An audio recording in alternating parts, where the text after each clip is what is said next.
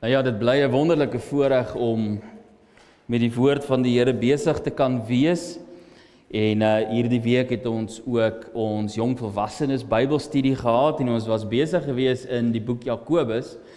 En wanneer jy besig raak met die woord van die Here, dan gee die Here altyd vir jou 'n boodskap. So dis wonderlik om te weet hoe die Here werk. En die ou boodskap is ook al in my gemoed vir die laaste 4 weke. Eintlik al 'n bietjie langer, maar waar hy nou regtig begin rigting kry het en ek gevra, maar Here, nou wanneer moet ek nou hierdie boodskap preek? Ek weet nie. Maar nou ja, die Here het so gelei dat dit vandag sal wees onder hierdie tema. Wat nou, Here? Wat nou? Jy weet, en dit gaan maar oor die gedagte dat wat moet 'n mens doen wanneer jy nie meer weet wat om te doen nie? Wat doen jy as jy nie meer weet wat om te doen nie? En dis maar deel van ons menslike natuur om baie keer hierdie vraag te vra. Wat nou, Here? Nou wat nou?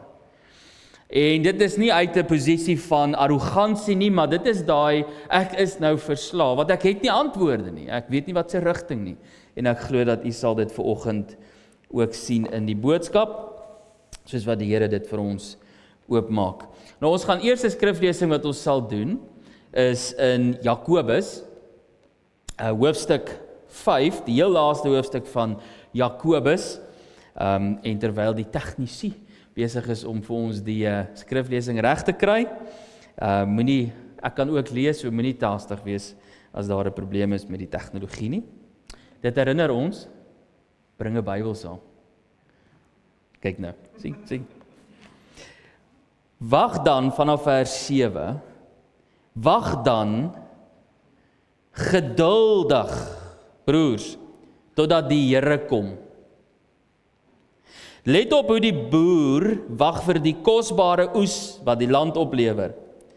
Hy wat geduldig daarvoor totdat die vroeë en die laatreëns gekry het. Julle moet ook geduldig wag en moed hou, want dit is nie meer lank nie, dan kom die Here. Moenie oor mekaar kla nie, broers, sodat julle nie veroordeel word nie. Die regter staan al voor die deur. Broers, neem die profete wat in die naam van die Here gepraat het as voorbeelde van lyding en geduld. Ons noem hulle geseënd omdat hulle volhard het. Julle het gehoor van die volharding van Job. En julle het gesien waarop die Here dit laat uitloop het. Die Here is immers ryk aan barmhartigheid en ontferming. Daar's nog twee skrifgedeeltes wat ons ook gaan lees, maar ek gaan nie dit nou in hierdie oomblik gaan ek dit lees nie. Maar hierdie paar verse, broers, neem die profete wat in die naam van die Here gepraat het as voorbeeld. Daar's 3 voorbeelde in hierdie gedeelte wat Jakobus gee van gesande, van kinders van God wat deur 'n moeilike tyd beweeg het. Profete, die pragtige metafoor van die boer. Ons weet, ons ken maar almal iemand, 'n boer iewers in Suid-Afrika. Ek dink boere daar in die Noord-Kaap waar dit elke skrikkeljaar miskien dalk 2 druppels mag reën, verstaan van om geduldig te wag op die vroeë en die laat reëns, wanneer daar geplant is en daar geoes moet word op die droë lande.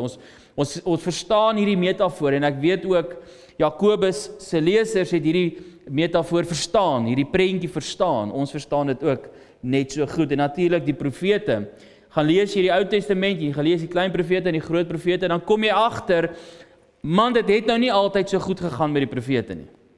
Ek kom dit baie duidelik agter. Ek meen, Elia was gejag, hy moes vermoor word. So baie voorbeelde van hoe gehaat hulle was omdat hulle gestaan het vir die waarheid en die waarheid gepraat het. En natuurlik die oudste boek in die Bybel, Job. Pragtige voorbeeld wat vir ons net wys dat ja, jy kan die Here dien en jy is 'n kind van God en dit gaan geestelik goed, en dat as dit die wil van die Here is, dan gaan jy deur 'n baie moeilike tyd gaan. En ons sien 'n pragtige verhaal wat eindig hoe God hom ook daarna dubbel soveel seën. So daar's ook altyd seën wanneer jy deur moeilike tye gaan.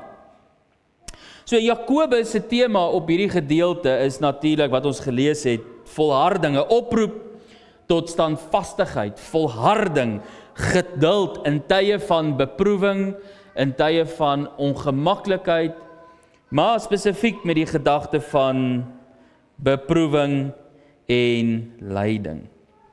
En uit die aard van die saak, ons ken nie die beproewing waardeur hierdie Christene gegaan het in die tyd nie, en die konteks bepaal, as jy die konteks lees, dan gaan jy agterkom in hoofstuk 5, praat hy direk met die rykaards. Hy praat met die rykaards. En hy sê vir hulle, luister, julle het al hierdie weelde en al hierdie dinge, maar die mense wat vir julle werk, die is nou direk hier, die Christene wat vir hulle werk, onderdruk hulle, en dit skreeu ten hemel, dit waardeur hulle gaan. So, hierdie Christene, kan jy agterkom, het vir mense gewerk wat hulle onderdruk het, en hulle het gewag op die Here, hulle het gewag vir 'n regverdige oordeel. En uit die aard van die saak, kom daar baie teksverse na jou gedagtes toe, wat vir jou sê, dat jou kom die oordeel nie toe nie, aan God kom die oordeel toe. God sal regverdig oordeel. So dit is die kort agtergrond daarop.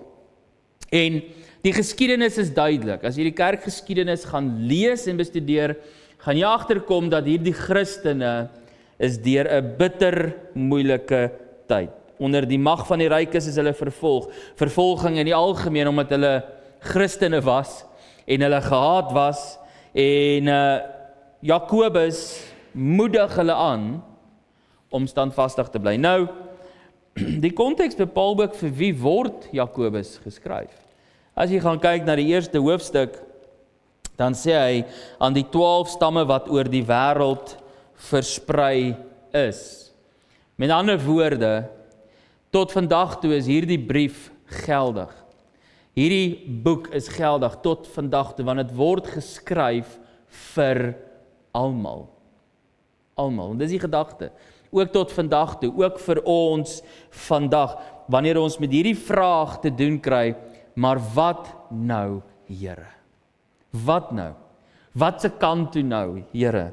Wanneer jy gekonfronteer word met hierdie vraag, hoe nou, Here? En uit die aard van die saak, dan kom som nou weer aan by ons tema, waaroor ons vir 'n baie lang tyd besig was nou, oor die wegraping of die wederkoms van die Here. Hy bemoedig hierdie Christene, deur vir hulle te sê, luister, wag, wees geduldig, staan vas, volhard, want die koms van die Here is naby. Nou ja, ons sit nou al bietjie meer as 2000 jaar hierna, en hulle het volhard, en ek kan sommer net 'n reguit lyn trek om te sê, daarom kan ons ook volhard. Die stryd waardeur ons gaan is niks niets nie. Dit kom van eeue af, dit kom deur die kerkgeskiedenis. Mense is vervolg, mense is teekanting gegee, Christene gaan deur moeilike tye, deur swaar tye. Ons sien dit vandag in Nigerië, ons sien dit vandag in Afrika, ons sien hoe word hulle uitgemoor, ons sien die massagrafte, ons sien dit in die geslote lande waar Christendom nie aanvaarbaar is nie. En net so ter inligting, die 2 November bid ons vir die vervolgde kerk, Christene wat vandag nog gejag word en vermoor word vir hulle geloof in Christus, 'n geweldige groot saak. Nou ja, die wêreld is maar stil daaroor, ek weet die hele wêreld gons nou maar net oor die Palestynë. Weet, ons het baie medelee met mense wat vermoor word en doodgemaak word, maar hulle vergeet van die duisende wat elke dag vermoor word as gevolg van Christendom. Moslems wat net eenvoudig in 'n kerk instap en almal skiet. That's it, slaas verby. Brand die kerk af, ontvoer die vrouens en die kinders as hulle moet. So daar's 'n wreedheid in die wêreld aan die gang. Die kerk word vervolg. Ons het die voorreg om in hierdie land godsdienstvryheid te beleef tot 'n sekere mate, tot 'n sekere sin. Totdat jy jou Christendom prontuit begin uitleef, dan gaan jy nou agterkom, hulle is nou nie heeltemal so gelukkig met jou nie, maar ons woon waar ons kan kerk gaan en dit in vryheid. So, deur die geskiedenis heen tot vandag toe is daar vervolging, kinders van God gaan deur moeilike tye, en hierdie gedeelte bemoedig hulle. En behoort ons ook te bemoedig, dat wees standvastig, onbeweeglik, hou jou geloof, soos wat Paulus dit gesê het, wees my voorbeeld, volg my voorbeeld, Ek het die goeie stryd gestry. Ek het die wedloop volëindig. Ek het die geloof behou. En dit gaan nie oor Paulus wie hy is nie, maar dit het 'n bietjie iets geverg om aan te hou bly dien. En dis waaroor dit gaan, om geduldig te wag op die Here, om standvastig te volhard. Geduld, volharding. So jy kry hierdie tema in hierdie paar verse. En dit is ook hoe ons aangemoedig word vandag. Jy kyk na die stryd waardeur jy gaan. Ja, dis miskien nie op die vlak wat baie ander Christene deurgaan nie, verseker nie. Maar dit is jou stryd. Dit is jou vervolging. Dit is jou moeilike omstandighede. En die Here sê volhard. En dis baie goedkoop om dit te sê. Ek weet. Ek weet. Want jy verstaan nie die diepte waarin ek is nie. Jy verstaan nie die diep water waar ek moet trap nie. Dit is so. En as jy nie dit eerstehands beleef nie, dan verstaan jy nog nie die diepte daarvan nie, maar elkeen van ons het 'n stryd om te stry. Elkeen van ons het ons eie kruis om te dra. En die Here sê volhard. En dit is nie maklik nie, want daai woord maklik kry jy nie in die Bybel nie. Jy kan maar gaan kyk. Jy kry nie die woord maklik in die Bybel nie, maar ons kry die woord moontlik. Kry dit moontlik. Want by God is alle dinge moontlik. Niks is onmoontlik nie. Ons kan volhard. Ons hoef nie tou op te gee nie. Ons hoef nie die handdoek in te gooi nie.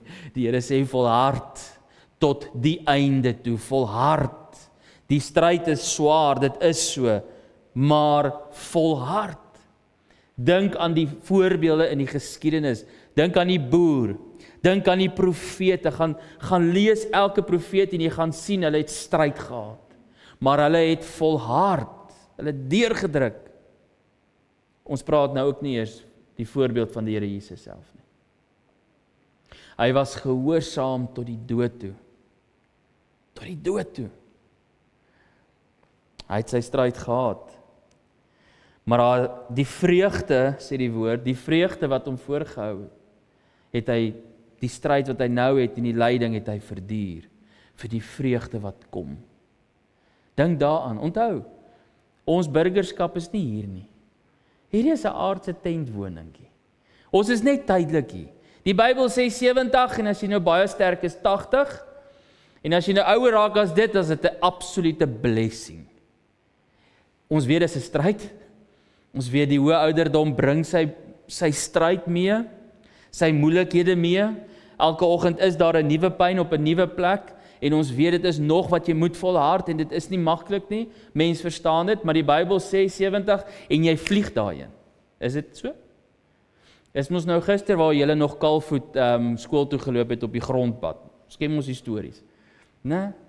Die wat nou al so hier by 5 en 7 wil nie. Kom ons maak dit maar 70 en ouer. Dis so. Ons vlieg daarheen. Kinders word groot. Van ons het nou klein kindertjies en agterkleinkinders en agterkleinkinders. Tyd loop vinnig. Tyd loop vinnig. Daarom bepaal ons onsself nie op so baie wat in hierdie wêreld aan die gebeur is nie, want dis net dat ons is net tydelik hier. Ons is soos John Bunyan sy ou boek die pelgrim se tog na die ewigheid. Ons loop net hierdeur, ons is op pad waarheen? Na die hemel, na die ewige heerlikheid saam met God. So die bietjie verdrukking en die bietjie moeilikheid en die bietjie ongemak wat hou hier vir die hemel, dis nie lekker nie, mens weet dit. Maar ons is op pad na die hemel toe. Daar is die strate van goud, die plaveiselssteentjies is goud. En parels en kosbare stene. Daarom moet dit ons visie wees, om te weet, hier gaan ons verdrukking hê, hier gaan ons lyding hê, hier gaan ons dit moeilik hê, hier gaan ons siek word, hier gaan ons ongemak hê, hier kan iemand sterf van siekte, want dit is 'n gebroke wêreld. Hy is gebreek, dat ek dit vir julle sê. Jy lees dit in die nuus, jy sien wat aan die gang is. Ons het hier moeilikheid. Maar die Here sê, hou uit, hou aan, volhard, hou aan. Moet my nie los nie. Ek sal jou nie los nie. Hou aan. Jakobus moedig hulle aan, Christene, om geduldig te wees onder beproewing. Nou weet ek, Suid-Afrikaners en geduld is twee, ek weet nie, die goed sit nie om jouself te vier nie, hoor. Geduld, lankmoedigheid, dit sit nie om dieself te vier nie. Maar deel van die Christelike natuur, God se natuur, is geduld. Ons moet dit aanleer. Dis vrug van die Gees, ons moet dit aanleer, om geduldig te wees, maar veral wanneer dit kom in beproewing. Jy kan nie die proses wanneer goud of silwer of enige kosbare metaal gelouter word, haas nie. Jy kan nie oorhaastig wees daarmee nie. Dit word verfyn, dit word gelouter en dit is hoe ons is. Wanneer ons gaan deur moeilike omstandighede, goud word gelouter. Dit vat 'n proses. Silwer word gelouter, dis 'n proses. Jy kan nie haastig wees nie. Ons moet leer om geduldig te wees. En weet jy wat, jy word gekonfronteer wanneer jy kom in 'n tyd van beproewing, omdat die saak jouself te probeer hanteer. Is dit nie? Self die antwoorde te probeer uitkrap. Self te probeer, en daar's niks fout daarmee om self te probeer nie, solank jy weet, jy gaan faal as jy dit self probeer doen. Jy gaan baie foute maak. Dit is goed om foute te maak, want ons leer daaruit, want dan leer jy kan dit nie self doen nie. En dan kom jy in die volgende beproewing, en in die volgende tyd van lyding, en die volgende tyd van swaar kry, dan is dit daai tyd wat jy dit self probeer doen, net 'n bietjie korter, want dan jy baie vinnig jou les geleer, want ek kan dit nie eintlik self doen nie, maar ons probeer dit maar altyd net weer self doen. Maar wees geduldig. As jy vandag in 'n tyd van beproewing is, moet jy leer om lankmoedig te wees, geduld te hê. Want God is aan die werk. God is aan die werk. Ons sien dit nie altyd nie, maar God is aan die werk. God is besig. God is besig in jou. God is besig om jou. God is aan die werk. Veral as jy kan onthou as die beloftes van God, dat hy sê, ek sal jou nooit begewe en jou nooit verlaat nie, moet jy weet, God is besig met iets. Jy weet nie wat daai iets is nie, maar God is besig. En dit is altyd wonderlik, ons sê altyd, jy weet, dit sal so wonderlik wees om te weet wat die plan van God is met dit wat besig is om te gebeur, want hoekom nou, Here? Wat gaan hier aan, Here? Kan ek nie net sien, Here? Maar met tong in die kies, where's the fun in that? Jy weet, waar is die lekker daarin? God is besig. God is aan die werk. En ons moet volhard. So, Jakobus begin met hierdie woorde in die eerste hoofstuk. Jakobus, hy begin, hy sê, my broers, julle moet baie bly wees, wanneer allerlei beproewings oor julle kom. Jakobus, waar is jy nou? Moet ek nou dankbaar wees en bly wees as ek in moeilike tye kom? Wel, hy sê, ja. Julle moet bly wees, wanneer julle in allerhande beproewings kom. Hoekom? Want God is besig met jou. Work in progress. God is besig. Hy het jou nie laat gaan nie, hy is besig. Maar nou gaan hy verder, want soos julle weet, so by the way, julle weet, as julle geloof die toets deurstaan het, stel dit julle in staat om te volhard. Elke toetsing, elke beproewing wat oor jou pad kom, is daar om jou geloof te toets, sodat jy kan sien of jy sal volhard. En as jy sien jy kan nie volhard nie, dan koppel dit aan jou geloof en dan begin dit maar weer van voor af. En dan gaan ons weer deur die siklus. En elke dag het sy beproewings, elke dag het sy toetse. Maar so word ons geloof getoets. En dit is seker een van die moeilikste goed om te doen, is, Here, dankie vir die toetsing waarin ek is. Dit leer my, dit vorm my, dit toets my geloof. En weet u wat? Dit gebeur meer as een keer op 'n dag, wat ek ook moet sê, Here, ek het geval. Ek het getwyfel. Ek is onseker. Hoekom? Want ons is mens. Jy haal jou oë af van die Here en jy fokus op die probleem of jy fokus op die omstandighede. En soms kry jy jouself tot jammer. Nie al wie ek nie, Here. Né? Ja, dit gebeur. Dit gebeur met ons almal, maar dis deel van die leerproses. En ongelukkig weet ons, soos wat jy nou vorder van in graad 1 na graad 12, ons verstaan daai taal, of year 1 to year 13, dan raak die toetse ook bietjie moeiliker. 'n Year 1 gaan nie 'n year 13 toets kan skryf nie, in 'n eksamenlokaal nie. Hy gaan dit doen nie, want hy gaan dit nie reg kry nie. En so leer ons, hoe meer toetse ons kry, en hoe meer jy groei in jou geloof, hoe moeiliker raak die toetse. Hoe moeiliker raak die omstandighede. Want jy groei. Jy groei. En jy groei. Maar dan sluit hy ook sy brief af. Wees dan geduldig, broers, totdat die Here kom. En die volharding moet einduit volgehou word, sodat julle tot volle geestelike rypheid kan kom, sonder enige tekortkominge, sê Jakobus 1. Dis nie wonderlik nie. Here, wat is u plan met hierdie omstandighede? Here, wat is die doel hiermee? Hoekom moet ek deur hierdie tyd gaan? Hoekom moet ek deur hierdie moeilike omstandighede gaan? Sodat julle tot volle geestelike rypheid kan kom. Here, dankie vir dit waardeur u my sit, want u leer my, want u wil hê ek moet 'n geestelike volwassenheid bereik. U is besig in my, u is besig deur my, sonder enige tekortkoming.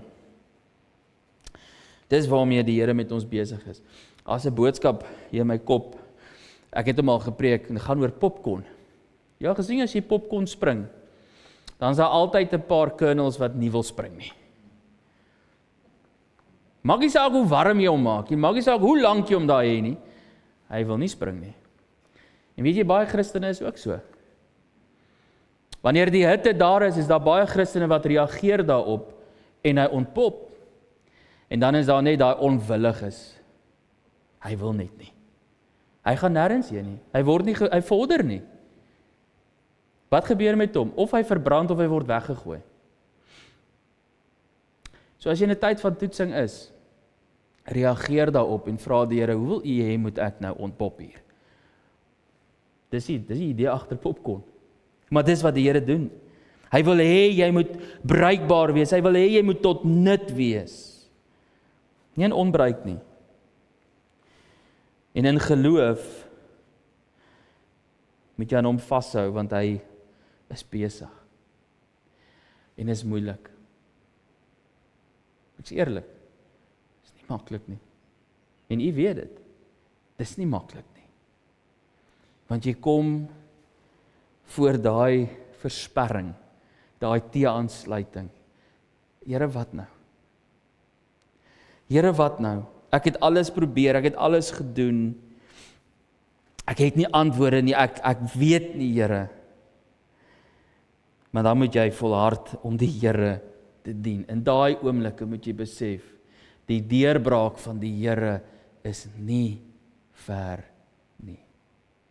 En die geskiedenis bewys ons, jy kan baie sendingverhale gaan lees, baie sendelinge, en jy gaan agterkom, dit is presies hoe hulle geleef het. As hulle tekort gehad het aan finansies, dan het hulle gesê, die Here se deurbraak kom nou. Ons gaan hom vashou en ons gaan volhard. Die Here gaan deurbreek. In geloof het hulle die Here vasgehou. Ons leer dit, ons sien dit. Maar die Here moedig ons aan, hou vas. Maar wat van vergelding as daar mense is wat ons seermaak, want ons kom in sulke beproewinge ook. En dit is gewoonlik mense. Mense, die vervolgers, wat van hulle? Here, wat van hierdie rykes waarvan u praat? Here, wat van hulle? Dit was hulle vraag, wat van hulle? Wees geduldig. Die regter staan voor die deur, sê Jakobus. En wat doen die regter? Hy gaan kom oordeel. En sy oordeel is regverdig en vir julle kom die wraak nie toe nie. Hou jy vas aan die Here. Dis is asof daai prentjie van Johannes en Petrus homself weer afspeel. Jy weet waar Petrus nou vra, maar wat van Johannes? En toe sê die Here Jesus vir hom, vergeet van Johannes, volg jy my. Vergeet van Johannes. My en jou pad met die Here is uniek. Fokus op jou wandel met die Here. Volhard jy in geloof. Staan jy vas in die geloof. Ek sal werk met Johannes. En my kom die wraak toe. Ek sal oordeel. Weet dit. En die Christene wat hier vervolg was onder hulle vervolgers, hulle sal hulle verdiende loon vind. Hulle sal. Maar God is aan die werk. Ons hoef nie sake in ons eie hande te neem nie. Ons wag en ons glo op sy tyd, op sy manier. En dit is nou waar ons die volk Israel vind. En ek weet nie regtig presies hoe ek hierdie twee met mekaar gaan verbind nie, maar ek het. En dit het net vir my absoluut sin gemaak. En as jy wil saamlees, ons gaan dit nou op die bord sien in Exodus 13, is net wat bly maal het in my gemoed, vanaf vers 17, en dit gaan oor die volk wat by die Rooi See gekom het. 'n geweldige groot geloofskrisis in die volk se geskiedenis. Dit is in vers 17 van hoofstuk 13. Toe die farao die volk laat trek het God hulle nie die pad na die land van die Filistyne toe laat vat nie, hoewel dit die kortste was. Want hy het gesê, as die volk in 'n geveg betrokke raak, kan hulle dalk spyt kry en na Egipte toe trek. Nou net daar kan ek vir jou sê, jong, die Here kies nie altyd die maklikste pad nie, né? Hier sê hy dit. Want daar's gevare. Daar is gevare op die kortste pad. En het julle al agtergekom dat as jy probeer 'n kort pad vat, dan is dit asof dit die langste pad raak? Jy het mos al so 'n voorbeeld, né? Moenie luister vir die GPS nie, man, hier's 'n kort pad, ek ken hierdie kort pad, ek gaan hom vat. Dan verdwaal jy. Dis so. En in besigheid werk dit mos ook so, jy vat nie kort paadjies nie. Doen nie goed reg, anders ja, raak dit duurder. Goed. Daarom het God die volk met 'n ompad laat gaan, met die woestynpad in die rigting van die Rietsee, die Rooi See. Die Israeliete het goed georganiseerd uit Egipte getrek.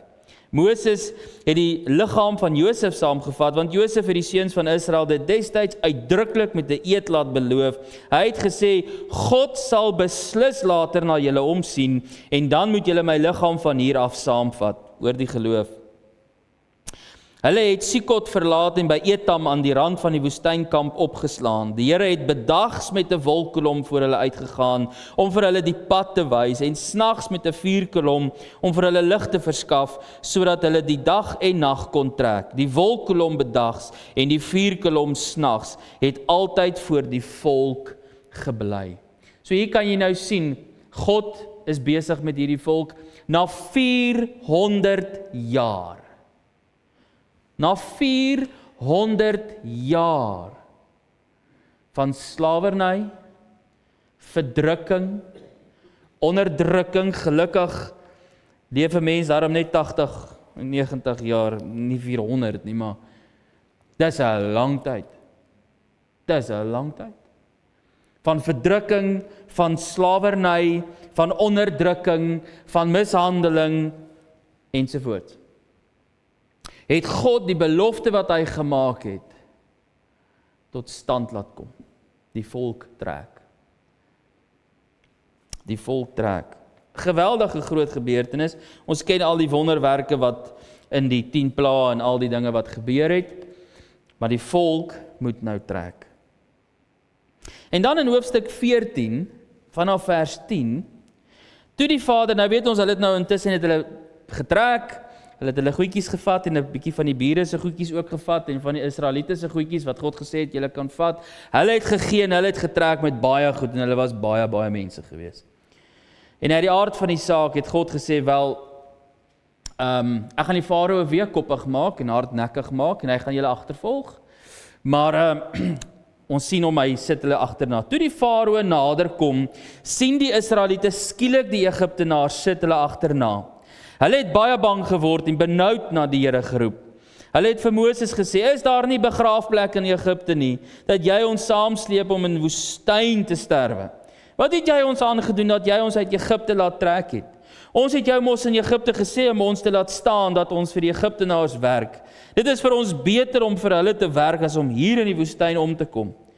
Maar Moses het die volk geantwoord, moenie bang wees nie, staan vas. Kyk hoe die Here julle vandag gaan red, want soos julle die Egiptenaars nou daar sien, sal julle hulle nooit weer sien nie. Bly julle maar kalm, die Here sal vir julle veg. En weet jy wat is die interessante vraag wat in my gemoed opkom? Het Moses geweet wat die uitweg gaan wees? Hy het nie. In geloof het hy gesê, wees kalm. Hy het vir hulle gesê, bly stil.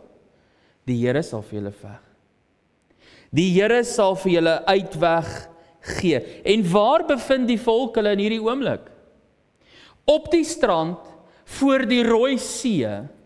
Die vyand is agter hulle, die see is voor hulle, daar is klowe aan beide kante. Waar gaan ons heen, Here? Wat nou, Here? Dis hoekom hulle vra, is hier 'n begrafplaas hier naby dat julle ons hiernatoe gebring het, dat ons hier moet sterf? In die volk se oë het hulle geen hoop gehad nie, geen uitkoms gehad nie. Maar Moses het net eenvoudig gesê, die Here sal. In geloof het hy gesê, die Here sal. Wat nou, Here? Wat se kant toe nou, Here? Jy sien baie keer dan bevind ons onsself by so 'n Rooi See geval. Wat nou, Here? Wat se kant toe? Die vyand is hier agter my. Ek het nêrens heen om vorentoe te gaan nie. Ek sien nie 'n uitweg nie. Ek sien dit nie. En daar's 'n bietjie van 'n protesteer. Jy weet, ons is mos maar protestant, ons is nie katoliek nie. Ons protesteer en sê, Here, maar hier is nie uitweg nie. Here, hier is nie antwoorde nie. Here, wil U my nou laat sterwe hier? Presies wat hierdie volk gedoen het. Ek wil nie sê hulle was arrogant nie. Maar Here, wat nou?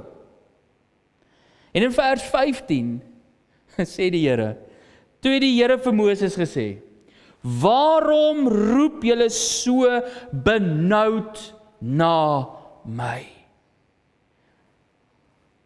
Sê vir die Israeliete, hulle moet verder trek, en jy lig jou kierie op en steek jou hand oor die see uit, en kloof dit oop, sodat die Israeliete op droë grond kan deurgaan. En natuurlik, ek sal die Egiptenaars so koppig maak, dat hulle die Israeliete sal agtervolg. En dit is wonderlik hoe God 'n wonderwerk bring met die Rooi See, met 'n oostewind wat opkom. Ek weet nie hoe sterk daai wind moes wees nie, maar dit was geweldig gewees het. En die see is gekloof, en hierdie Israeliete stap op droë grond, nie modder nie, droë grond, nie met plassies water nie, wat 'n bietjie hier en daar lê nie, op droë grond. 'n Wonderwerk. Maar saam met hierdie wonderwerk, met hierdie wolkkolom wat daar was, maak dit duisternis aan die Egiptenare se kant, dat hulle nie kan sien waartoe hulle gaan nie, en aan die voorkant van hierdie wolkkolom die lig, sodat die volk kan sien waartoe om te gaan. 'n Wonderwerk. 'n God van wonders, met die opening van die see, en hulle is daardeur. God red hulle. God verlos hulle. Hulle het gedink, geen uitweg. Nee, totdat God gesê het, nee, kyk hier. Kyk wat doen ek. Hy's 'n God van wonders. Dis waarom hy ook die ompad laat gaan het. Hy moet homself openbaar as die heerlike, asof die volk in ongeloof was tot op daai stadium. Vertrou hulle God en hulle gaan deur die Rooi See. Nou weet ons, daarna het dit vir 'n tyd baie goed gegaan met die volk, want nou is hulle op pad na die beloofde land toe. En kom hulle by die beloofde land by die Jordaan, en God stuur die verspieders, en 10 van hulle sê, nee, asof hulle vergeet het, wat het nou net by die Rooi See gebeur. Die wonders wat God daar gedoen het, en kind van die Here, dit gebeur met ons ook. Ons vergeet, laasweek het God vir my 'n deurbraak gebring. Ek sit vandag in 'n ander krisis, en nou vergeet ek wat het God laasweek gedoen. Die volk was presies dieselfde. Hulle het ook maar 'n bietjie probleme gehad met 'n korttermyn geheue. En dit het hulle duur te staan gekom. Want toe hulle by daai beloofde land moes ingaan, deur die Jordaanrivier, toe was dit nou te groot, want daar's reuse en daar's dit en daar's die, en hulle kan nie daar ingaan nie, en vir 40 jaar het hulle gedwaal in die woestyn. Hoekom? Want daar's twee goed wat 'n probleem is in ons lewens, is ongeloof en ongehoorsaamheid. En dis 'n sneeubal. As jy in ongeloof gaan optree, gaan jy ongehoorsaam wees aan God, en as jy ongehoorsaam is, gaan jy in ongeloof leef met God. En dit raak al hoe groter en al hoe erger, en dit sneeubal word groter en groter. En dis wat met die volk gebeur het. God het gesê, gaan in. Hulle het gesê, nee. Want ons gaan nie nou God se woord aanvaar nie. Hulle ongehoorsaamheid het ongeloof veroorsaak. En hulle het vir 40 jaar, daai geslag het uitgesterf, en die nuwe geslag saam met Joshua is die beloofde land in.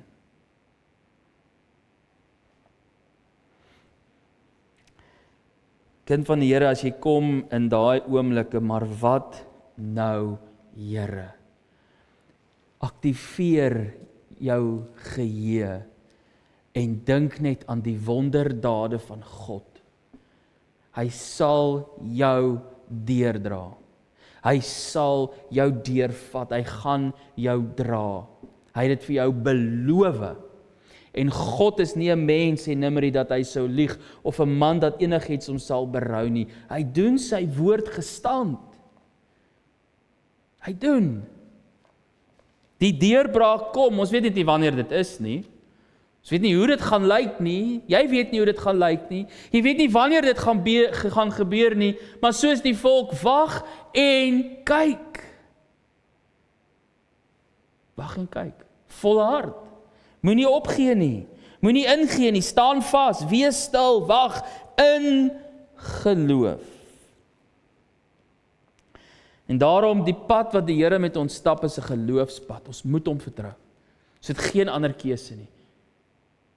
Soos wat jy baie keer blindelings daai GPS, jy luister net, die tannie sê, draai links, dan draai jy links. Draai hier regs, dan draai jy regs. Jy kyk nie eers op die GPS, jy luister net. En dis presies hoe die Here wil hê ons moet wees, luister net.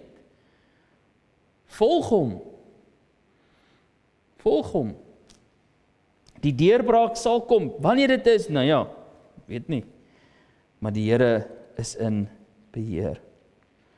Moenie bang wees nie. Moenie vrees nie. Ja, dis maklike woorde. Dis maklike woorde, is dit nie?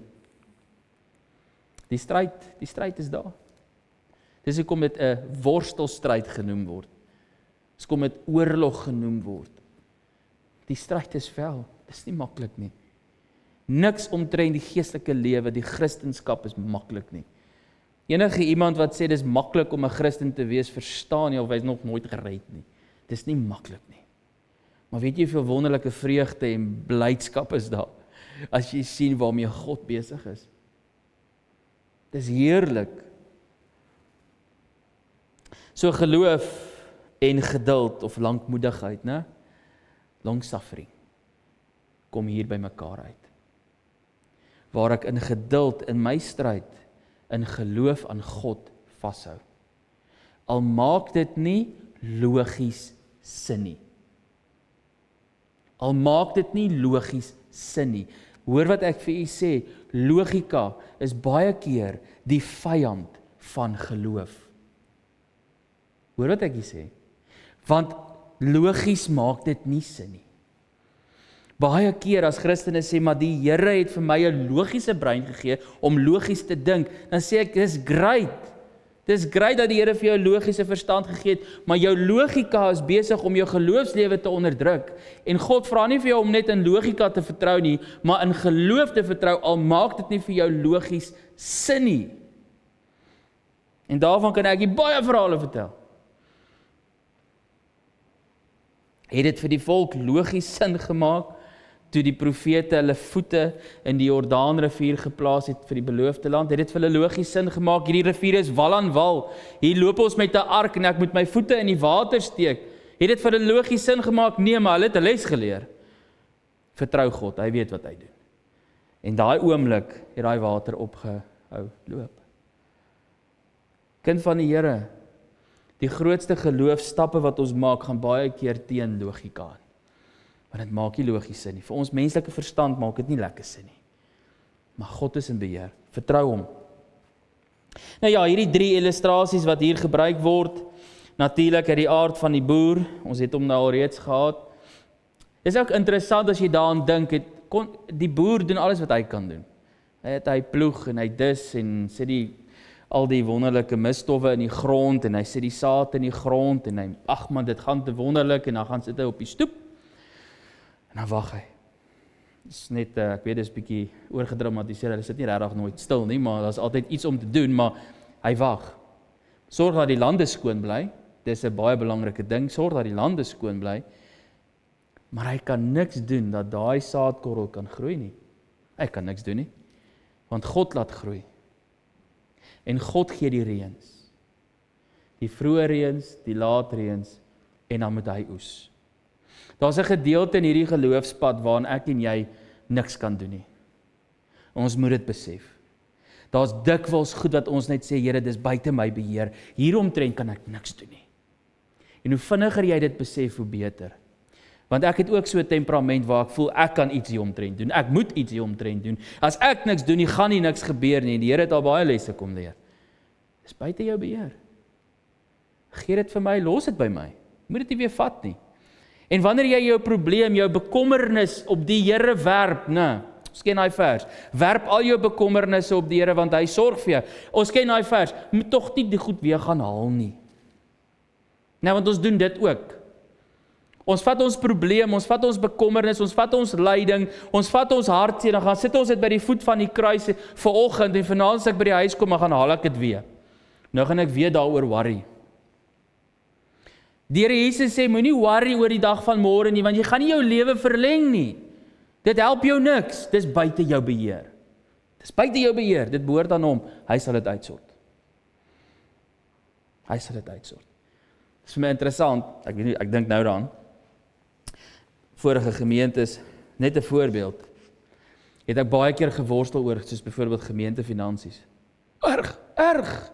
Ons is agterstallig met dit en die en dat, tot op 'n punt, toe besef ek die ding.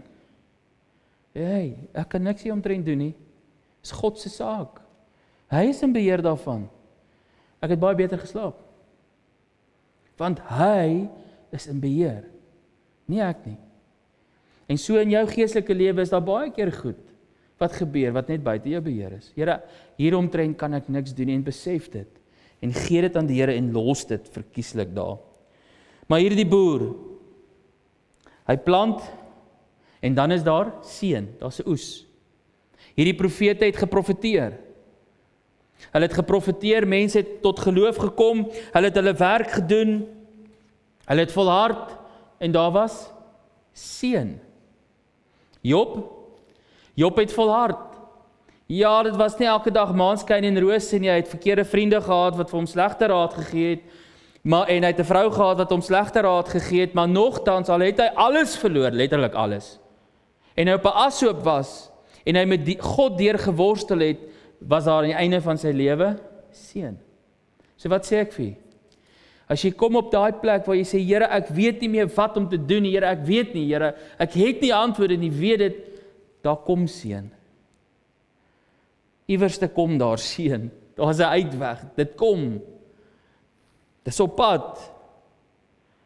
Die antwoord van die Here is nou daar. Wanneer weet ek nie, en ons moet geduldig wees, en ons moet wag, en ons moet volhard.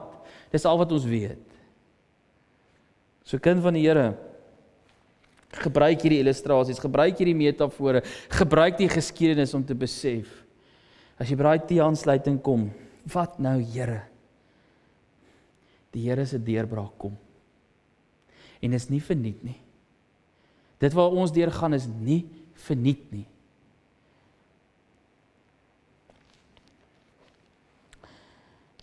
Jakobus sluit sy gedeelte af met hierdie wonderlike woorde, waar hy net vir 'n kort oomblik weet die lesers se aandag wegvat van hulle beproewing en hulle lyding en al die goeie. En hy plaas dit net vir 'n kort oomblik na die Here. Want ek het nou net genoem van die seën wat die boer en die seën van die profete en Job se seun. En dan sê hy net daarna, die Here is immers ryk aan barmhartigheid en ontferming. En dit het my laat dink aan Hebreërs wat vir ons sê in Hebreërs 4 vers 15, ons het nie 'n hoëpriester wat nie met ons medelee het nie. Die Here Jesus, ons hoëpriester, weet, hy ken die stryd.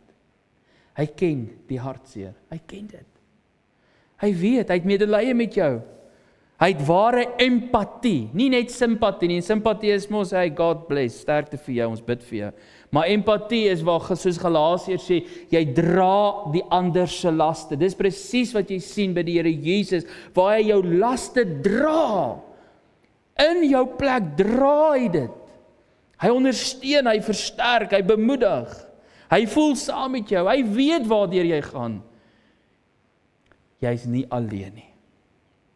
Het is maklik om te dink in daai situasie dat ek is geïsoleer, né? Ek is alleen, niemand verstaan nie. Niemand weet waardeur ek gaan nie. Die Here weet, jy is nie alleen nie. Dis hoekom hou, wat 'n vriend het ons in Jesus, is my 'n baie kosbare lied. 'n kosbare lied. Jy sal gelukkig wees as jy volhard tot die einde toe. Soos Israel wat deur die Rooi See gestap het, soos Job wat bly glo het, soos die profete wat bly spreek het, roep God jou ook vandag, staan vas in die stryd waar jy is. Dis nie maklik nie. Dis moontlik. Moenie opgee nie.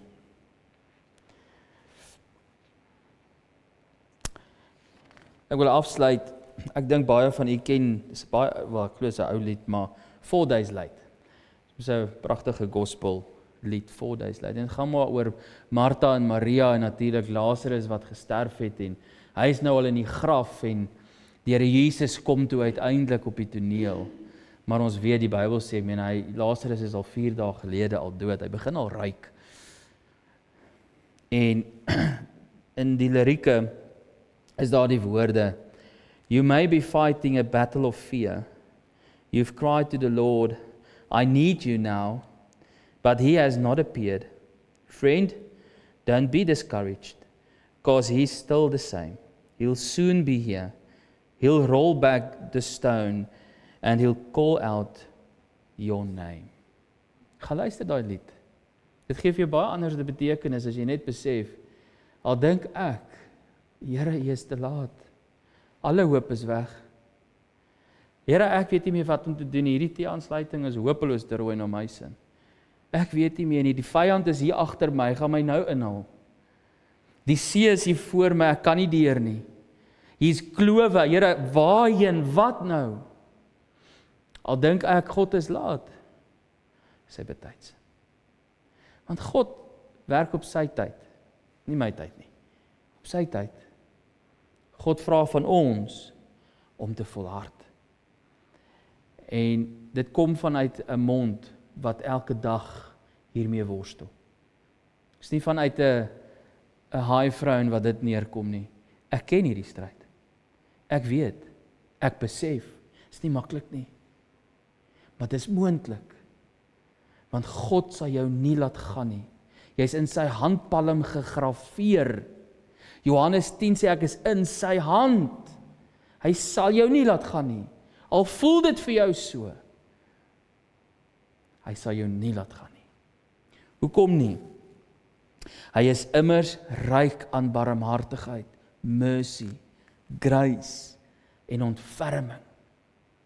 Hy omferm jou, hy help jou, hy beskut jou, hy is by jou. Moet dit nie vergeet nie. Kom ons bid saam. Onse Vader, baie dankie dat ons in ons tye van nood en diepe beproewing ook maar net daai ou lied kan saam sing, wat 'n vriend het ons in Jesus. En wanneer ons op ons Rooi See weg is en ons kom in hierdie situasies, Vader, help ons om te onthou dat U is vol genade en ontferming. U is 'n God van goedertierenheid en trou. U sal ons nooit begewe en ons nooit verlaat nie. Help ons, Here, kom ons ongeloof te hulp. Versterk ons voete, sodat ons kan volhard. Here, ons het U nodig. Dis nie maklik nie. Maar met U, Vader, is dit moontlik. Help vir ons, Here. Kom ons swakhede te hulp. Gee dat ons oë sal fokus en sal hou op U troon. Want U koms, soos Jakobus sê, is naby. Die regverdige regter staan voor die deur. Ons aanbid U daarvoor. Amen.